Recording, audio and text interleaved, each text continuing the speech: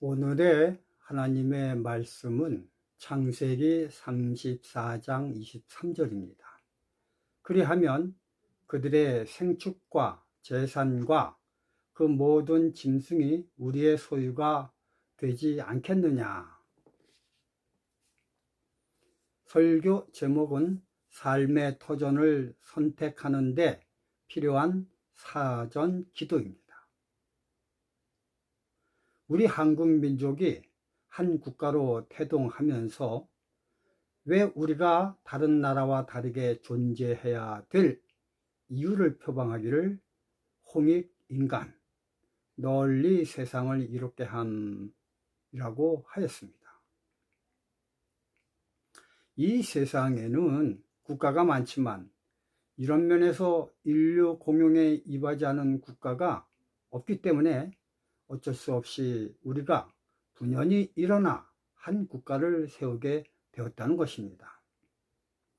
정말 이 세상에는 나라가 엄청 많습니다.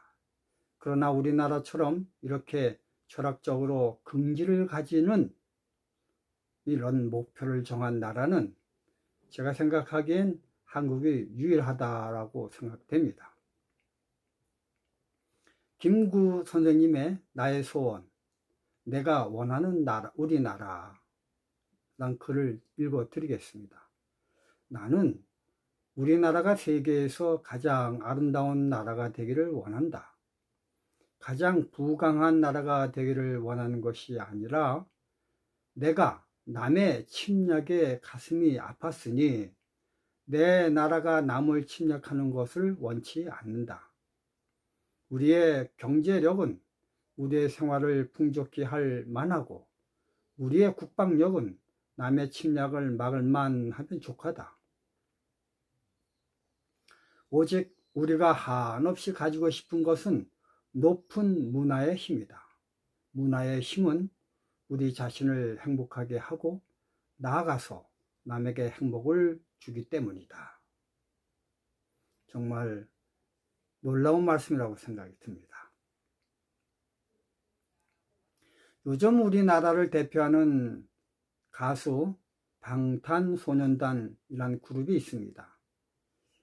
얼마 전 그들의 유엔 연설을 제가 들어보니 그들이 추구하는 노래들은 이 세상에서 여러 가지로 위험한 공격을 받는 사람들에게 자기들의 노래로 총알을 막는 방탄조끼처럼 지켜주겠다는 것입니다. 이것을 통해 저는요, 우리나라가 경제적으로 GDP가 적든 많든 상관없이 우리 국가의 존재 목적이 이처럼 올곧게 세운 나라라는 것에 긍지와 자부심을 느끼게 되었습니다.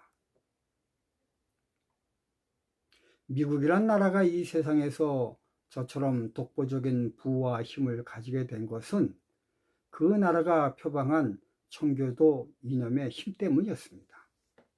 링컨 대통령의 게티즈버그 연설 중 of the people, by the people, for the people 이라는 이 내용은 대단히 현대 사회에 경고를 주는 통치 철학입니다.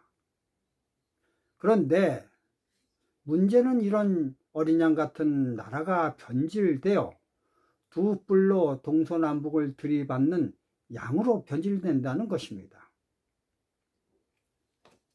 올 11월 따르면 미국 대통령 선거가 있습니다. 처음 청교도 정신의 도덕적 국가 미국이 이제 대통령 후보로 나온 트럼프의 도덕성을 보면 참으로 입에 담지 못할 저질의 사람임을 보게 됩니다. 그런데 그럼에도 불구하고 차기 대통령 당선의 가장 강력한 후보라는 것입니다. 이것은 뭘 말하고 있냐면 그런 지도자를 뽑는 그 나라의 저지의 도덕적 민족의 수준을 말하고 있는 것입니다. 그렇기 때문에 성경 예언대로 미국은 타락한 천주교회와 손잡고 하나님의 넷째 계명을 존중하고 지키는 무리를 매매표를 가지고 핍박하고 죽이는 일에 앞장선다고 성경은 예언하고 있습니다. 저는 예전엔 어떻게 청교도 정신으로 똘똘 뭉친 저렇게 고결한 나라 미국이 그렇게 할 수 있는가, 이런 의구심이 팽배했습니다. 그러나 지금은 그렇게 하고도 너끈히 남을 만한 도덕적 타락 국가임을 제가 인지하게 됩니다. 그러므로 성경의 예언대로 이런 일요일 시험령이 내리기 전 매매표의 영향력이 적은 시골로 생활 터전을 옮기는 결정이 빨리빨리 우리 SDA 교인들에게 이루어졌으면 합니다. 이때 우리는 예루살렘의 멸망의 역사적 교훈을 다시 되새겨 봐야 합니다. 예수님의 십자가 사건 이후 이스라엘은 로마의 계속된 강압에 불안이 고조됩니다. 예루살렘에서는 폭도들이 일어났고 폭동은 삽시간에 유대 전역으로 퍼져 나갔습니다. 로마는 긴급히 군대를 파견해 폭도들을 진압하려 했지만 거센 저항에 부딪혀 퇴곡하고 맙니다. 사태 악화에 놀란 로마는 이스라엘을 진압할 새로운 인물로 전투에 노련한 베스파시아누스 황제를 기용을 합니다. 6만 대군을 이끌고 예루살렘으로 진격한 베스파시아누스는 68년 예루살렘의 성체를 둘러싸고 공격할 채비를 굳건히 합니다. 일촉즉발의 대치 상황. 그런데 갑자기 로마 군대가 급히 퇴각을 합니다. 예루살렘 성 안에 있는 유대인들은 여호와의 도우심으로 로마 군인이 도망한다고 생각을 했습니다. 전쟁의 승리에 취한 유대인들은 방패를 높이 들며 춤추고 노래하며 기쁨의 환호성을 질렀습니다. 예루살렘은 그야말로 축제의 분위기였습니다. 그들은 로마 군인들을 쫓아가 마구마구 죽였습니다. 베스파시아누스 장군이 철수한 이유는 네로 황제의 갑작스런 자살 때문이었습니다. 그 후 황제로 추대된 베스파시아누스는 70년에 정식으로 황제에 즉위합니다. 이처럼 로마 정변이 수습되자 그는 골칫덩이 예루살렘의 처리를 아들 티투스에게 맡깁니다.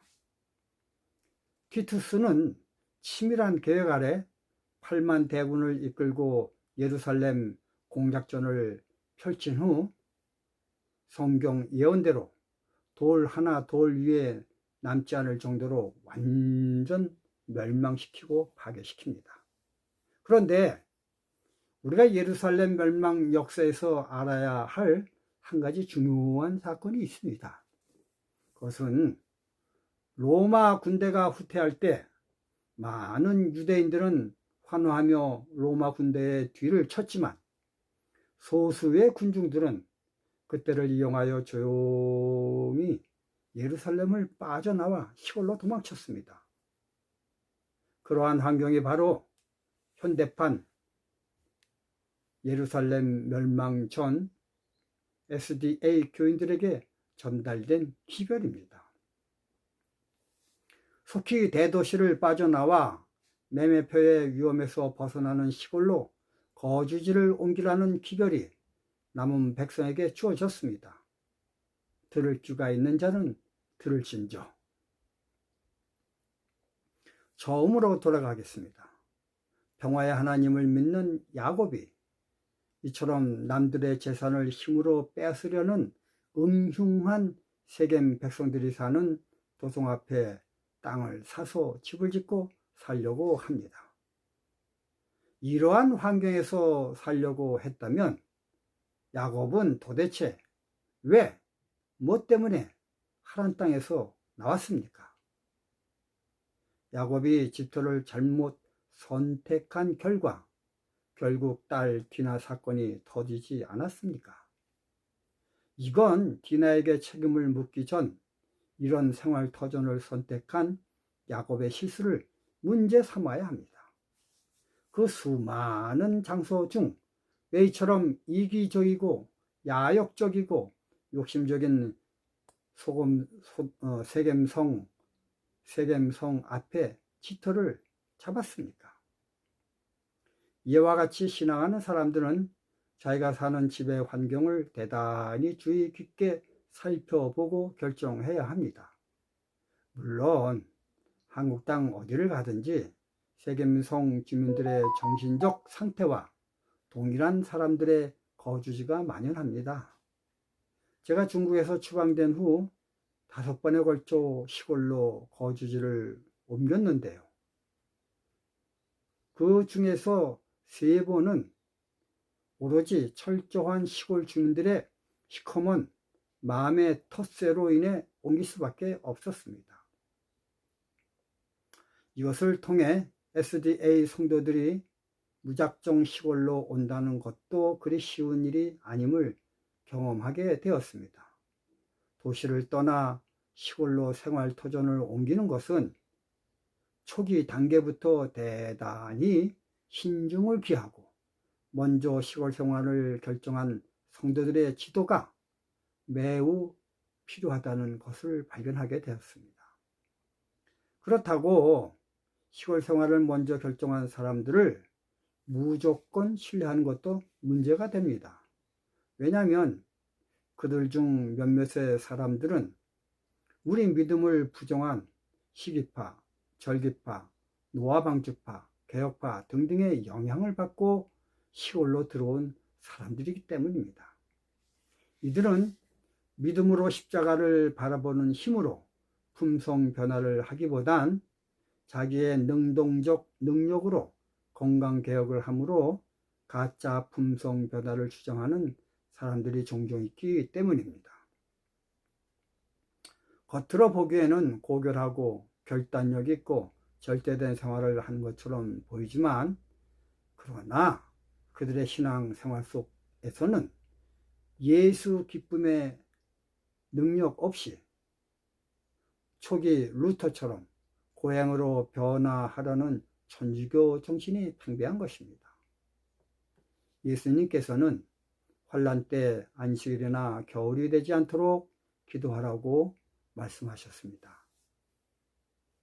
이것에 비추어 보면 시골로 거처를 옮기는 일에도 상당한 기도가 사전에 있어야 됨을 일깨워 주고 있습니다.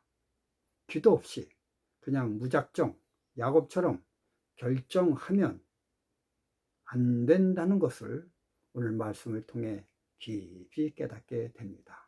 감사합니다.